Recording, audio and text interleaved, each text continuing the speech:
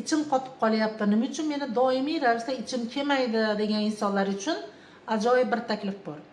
Bilasizmi, ichaklarda kremniy yoki o'sha bizda kerak bo'lgan probiotiklar yetishmasligi oqibatida ichakdagi peristaltika yo'qolishi oqibatida bularni axlatni surib chiqarish yo'qoladi. Albatta bunga kremniy moddasini yo'qligi sabab bo'lar ekan o'rtoqlar.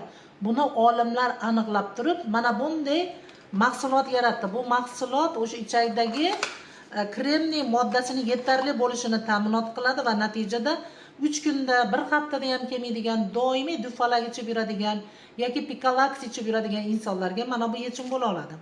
Azizlar, albatta buni programma bilan ichish kerak. Buni programmani dasturini tuzib beruvchi mutaxassislarimiz mavjud. Siz kommentariyaga bu kremniyni ichish uchun albatta menda ham ich qotadi yoki qabziyat deb yozadigan bo'lsangiz, albatta sizlarga yechim bera olamiz. Ichagingizdagi muammo qabziyatdan qutulaman desangiz, albatta mana shu mahsulotdan foydalaning.